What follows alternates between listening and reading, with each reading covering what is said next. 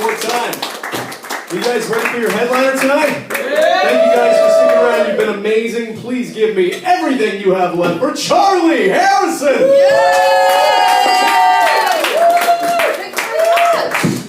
Great, lovely to be here. Thank you very much. Nice to see you, Gary. Nice to see you, Charlie. Last time I saw you was in London. Nice to see some Americans in. This is good. How's it going with gigging in London? Because I just think in New York, because I just feel like sometimes I get the sense that how I say something is slightly funnier than what I'm saying.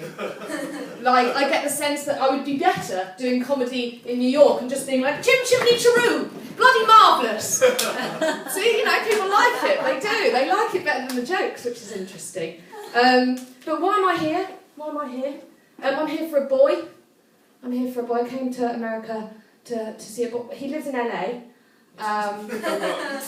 But yeah, I thought what I'd do is I'd do some comedy in New York before, right? And then I'd go over to LA, because it's jokes before blokes, honey. But yeah, I don't know if I'm at the beginning stages of this relationship, and I sort of feel quite anxious. I don't know if you guys get this, but I can't really work out whether he's really into me or just American. It's so hard. Have I got a drinking problem, or am I just British? I really like the attitude here to stand-up comedy specifically. I really like it. You speak to. I was at this bar last night where I was talking to this woman, and I said, I do a bit of stand-up comedy. She's like, cool, I love comedy. I'm a Jew. But amazing. That's a really kind of forthright American way to be, right? Really kind of that's good, that's positive, this is who I am, brilliant. If you speak to a British woman and tell her you do stand-up comedy, she will treat you like a Burns victim. Goes a bit like this. That's very brave.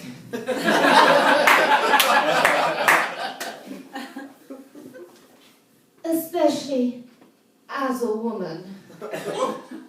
Didn't anyone tell you everybody hates women? Another cup of tea? Fuck off! Brave? Do you guys think stand-up comedy is brave? Yeah. You do. That's very nice. That's kind of you. But it's not. It's not. Doctors, yes, brave. Mothers, brave. Nurses, brave. These guys, bunch of dicks. Seriously, I include myself in that definition. Do you know what I mean? Why should I stand here and talk about my life, my relationships, things like that? I'm no better than you guys. I'm a little bit better than you. But I'm no better than the majority of people. Don't know why I picked on you then. I felt because he was earlier. I just don't think it's brave, right? Because I looked up the definition of brave. I went to Google, obviously. And brave that's not even my notebook. This is your jokes, Gary. That's a very short list. Holding MC. So try some of these out. Facebook stalking. I looked up brave. Definition of brave is ready to endure danger or pain. Okay? You guys seem lovely. There's no danger or pain here.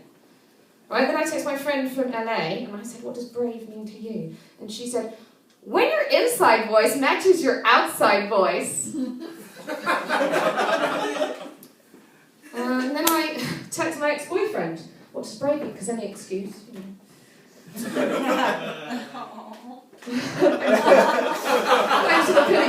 for the pity, New York. I said, what does brave mean to you? And he said, brave.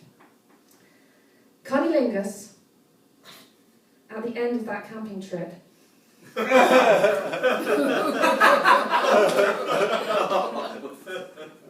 I'm going to stop going to weddings because people are like, Charlie, you really ruined the vibe.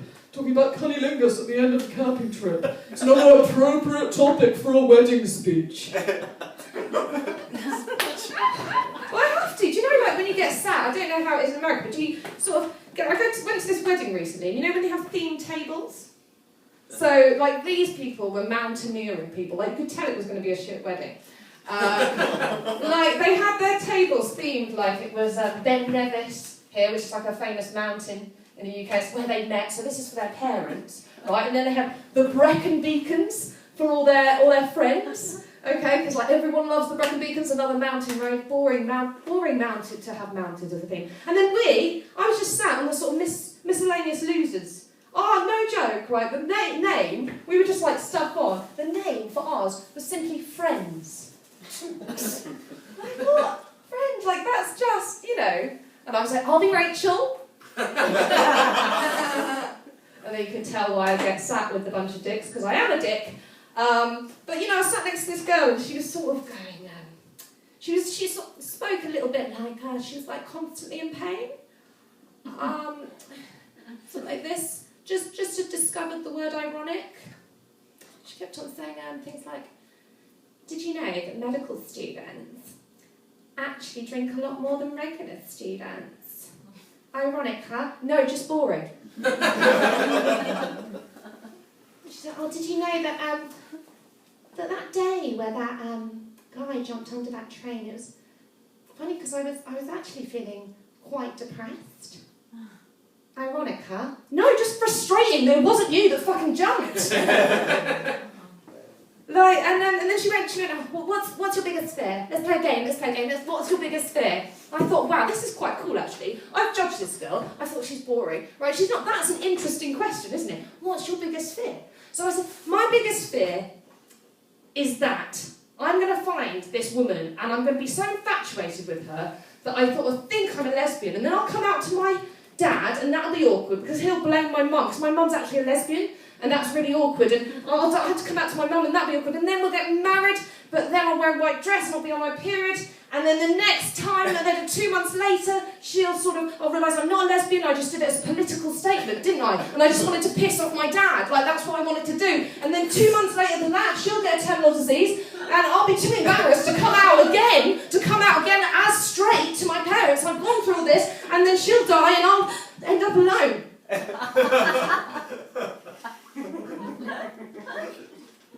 And then she looked at me with what I can only describe as resentment and said, mine's sharks. I'm going to leave you with can I tell you my welcome to New York story? There's something really cool happened to me on the subway. Can I tell you about that? Is that cool? This is like my welcome to New York, and this is why I think it's such a fantastic place to be, right? When I first got here, I was just like, this is amazing. Like, this is the films for me. Like, just the whole internal monologue is just, I'm in New York, this is amazing, I'm in America. And I've been getting up really early and getting on the tube, on the subway, sorry, and putting my headphones in and things like this. There was this guy sat next to me, I was sort of smiling like a loon, and he looked at me and sort of we started talking, right, and he was like, oh, I've lost my headphones, man. I've lost my headphones, right? And I was like, oh, okay, cool. And I had some free headphones from the plane, right? So I said, oh, don't you know, you can have my headphones. That's fine. He went, are you serious? I just lost my headphones, and you just give me some headphones. I can't believe it. That's the nicest thing. I gotta give you something. And he put his hand in his pocket and pulled out a bag of weed. Seriously, this seriously happened, and put it in my hand. Right, and said, that's for you. And I, rush hour kind of time, put it in my bag, and then he was going, I smoke the best weed in America. They call me Amsterdam. Amazing. And then he was getting out his phone, and he was going through all his pictures, like it was a slideshow, one of these one-sided conversations. This is me and my cousin. This is me and my friend. This is me and my car. And this is me in Amsterdam. I used to live in Amsterdam. He just looked very bemused that I had interrupted the slideshow. So why are you getting involved in this? But that was really lovely. That's not really a joke. I just wanted to say thank you to the good people of New York for getting me really very stoned. Thank you. I've been Charlie Harrison. You've been wonderful. Thanks. Good night. Charlie Harrison, everybody. Wonderful stuff. That is our show. Thank you guys so much for coming. If you haven't seen Signal Failure yet, our amazing, just bitter bartender, Sasha, do an amazing, fantastic job. You should definitely check it out. When's your next show? Tomorrow. Tomorrow at 7:30. Hit it up. It's really, really a great show. Thank you guys so much for coming. Thank you.